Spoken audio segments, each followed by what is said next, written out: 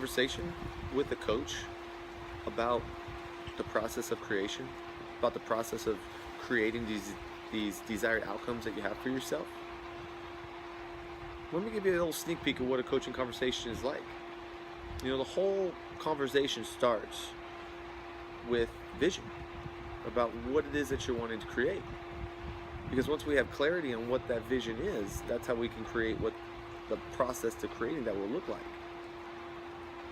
We spend so much time on the process, sometimes we forget to focus on what it is exactly that we're creating. And then once we have an idea of what that desired outcome is, once we have full clarity of what that is, then we can start talking about the steps to make that happen.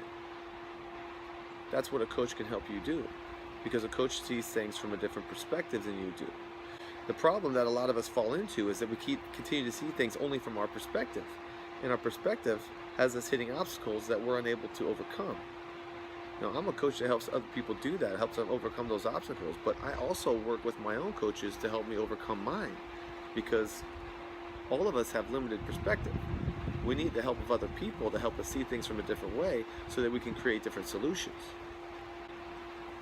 Now, a lot of the times we know what we want, and then we get stuck thinking about the process and everything that it entails and all of these different options, and we start going down this rabbit hole of possibility, and then we end up doing nothing. And I had three conversations today that all led down to that same principle, that okay, I kind of know what I want, but there's all these different things that I could be doing, and I'm doing nothing. And sometimes we get stuck with the idea of like, well, I just want it to be perfect. I just want to make sure that when I do something, that it's just the best possible outcome that it could be.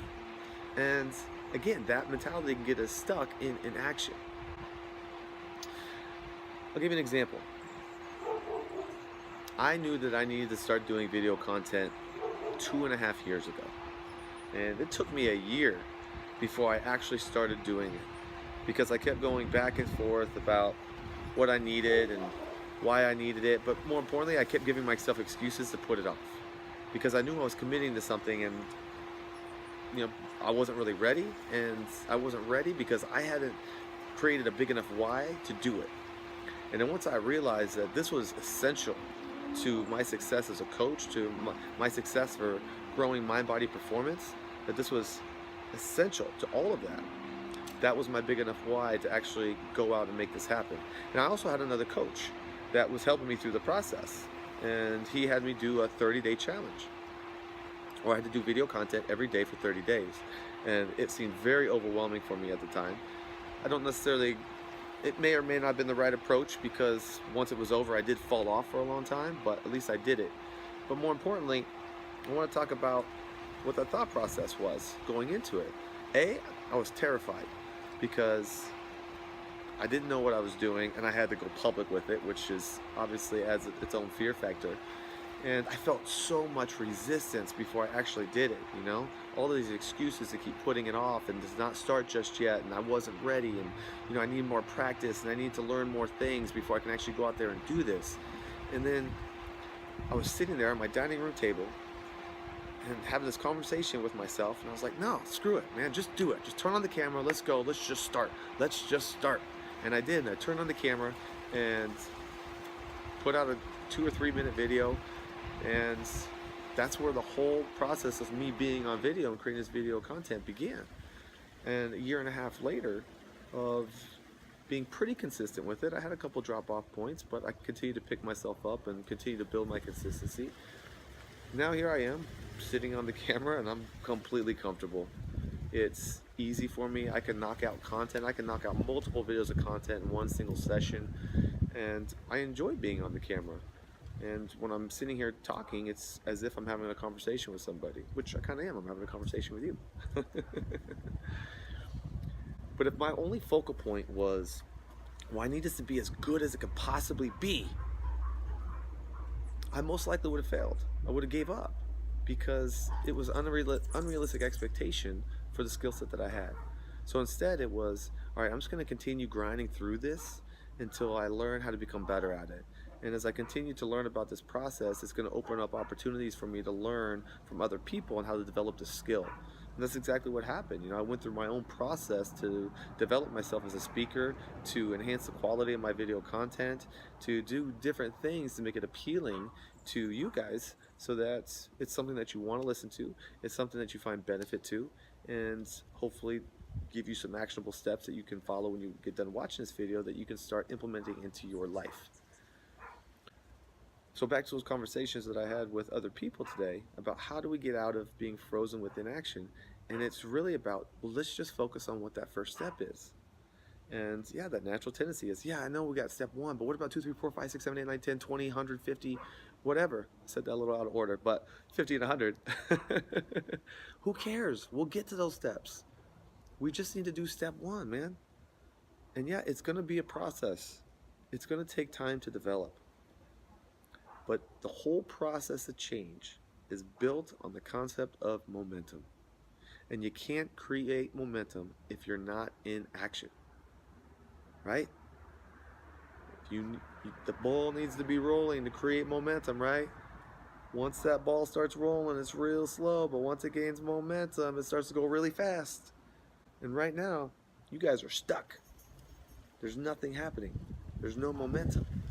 You can think about it all you want, but if you're not doing it, nothing's going to happen, right? You can sit here and take on all of this information, all of this knowledge, and all of these insights, and all of these principles. You can learn, and you can learn, and you can learn, and you can learn, and you can learn. But if you're not practicing them, if you're not doing anything, nothing is going to come from it. You're just going to continue feeling stuck in this rut, trying to do all of these things that are comfortable, preparing yourself for action without actually doing it. So the question here is, what is step 1 for you? You've got to be able to figure that out. Or find a coach or a friend or somebody that can give you some perspective on what that first step would be. And then just do that one thing. Just do that one thing. Another aspect, I'll give you another example, is social media content, right? Like one of the coaches I'm working with says I have to have 4 pieces of social media content on each social media platform. And that was really overwhelming for me because I have my coaching business and I have Mind Body Performance, which means if I'm posting on Instagram and Facebook, that's 8 posts per day on each platform, which is 16 posts per day. Man, that was really overwhelming for somebody that's myself, that I was posting 2 to 3 times a week on one thing. So instead of focusing on getting all of that content done, I committed to doing 2 posts per day on each on Instagram for coaching and for Mind Body Performance. That's it. And I'm just going to build consistency with that. And then when I feel comfortable, I'm going to add that 3rd post. And then once I get that up to 4, then I'm going to bring Facebook into play. And I'm going to do that gradually. And I'm going to give myself as much time as I need to develop that skill because I want it to be good. So in order for it to be good, it comes from practice. And once I did that, once I reduced all that sensation of feeling overwhelmed, then the process became easy. I just focus on these little things because I know that it's probably going to take me about 3 to 6 months before I really get all of this content flowing in the way that it needs to flow. So knowing that I have all this time to develop it, it takes some of the pressure off of trying to get everything done now, and I can just focus on this one step that I want to develop and get really good at that one step and then build momentum into the next one. So if you're feeling frozen, guys, which we all do, man, like don't feel like you're alone. If you're sitting in a room of 100 people and this question was asked, like how many of you guys sit here and you have an idea of what it is, what you want to do, and you get overwhelmed with the process and you end up doing nothing, by a show of hands, how many of you guys feel that way? I guarantee you 90 out of those 100 hands are going to go up, right? And the other 10 are just probably not willing to play full out because we all feel that way. You're not alone.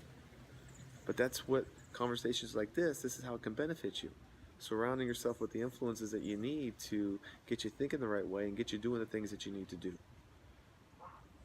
So find out, identify what that step is for you. What is that one thing that you can do today? And just do that one thing every day for the next week. If you want to hold yourself accountable for it, then comment below. Comment below about what that one thing is for you. What are you going to commit to after watching this video to doing every day for the next week? What's the one thing? Don't give me the 10, don't give me the 5, don't give me 2. Give me one. Give me one single thing that you will commit to over the next week to practicing every single day. Let's start there. Build momentum, and then watch how this process will develop in a different way for you by taking a different approach.